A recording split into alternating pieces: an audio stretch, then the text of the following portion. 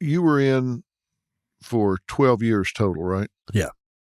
What's the most serious crime that you did time for? 664-187. Was attempted murder on 3 people.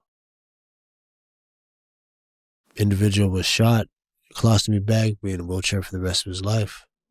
I faced 44 to life, doubled up, 88 to life on the second strike. My son was being born. There was one of the first 186 22A, 186 22B. One of the first to be charged under those new laws, which basically is a street terrorism act.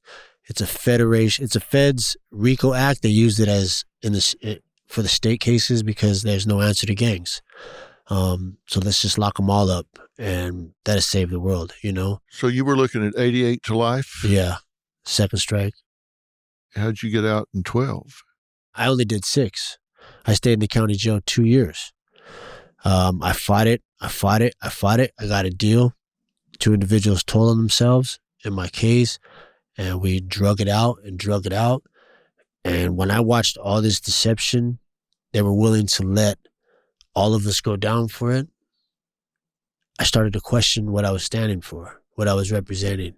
And the birth of my son would eat at me every single day. I would cry in the county jail when nobody could see me at night in my cell. And I was fighting this battle with God. Like, I wanted to walk away from the gangs, but I didn't know how to. I want to leave it. I want to be a dad. I don't want to do this to my son. I don't want it because next thing you know, he's going to be my cellie in 20 years. Those are the things that I thought. Those are the things that I felt. And that was the seed planted for myself to start to change. And then all of a sudden I said, you know what, I'm done. And when I said I was done, I became the opposition. So be it. I had a purpose in life, to be a father, my son. How many members are in the gang you actually started now? I don't know the numbers now. I keep in contact with a couple of them because they have changed their lives. I would say there's a couple hundred, definitely. Do they see you as a bad guy? Yeah, of course. I'm a traitor. I walked away. You know what I mean? That's okay. Because I would feel the same way about myself when you're representing that.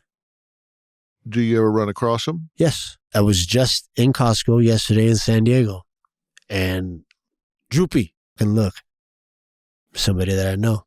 And it's funny you asked that because he was like, man, I ain't seen you in 20-something years, blah, blah, blah, blah, blah. He was saved, born-again Christian, which was awesome, but right away, those antennas, they don't never go away. They could be dormant for 20 years. I hear that name, and I'm just like, it's going to be problems, or it's somebody that has accepted me for who I am. If it's somebody that's still active and they saw you, would they be aggressive? They could be if they wanted to. If they wanted to, they could, of course, because they're representing the opposite of what I'm representing. I'm representing change. I'm trying to heal, trying to plant seeds and instill self-worth. I want people to find joy in life. And that's totally against what, we represented before.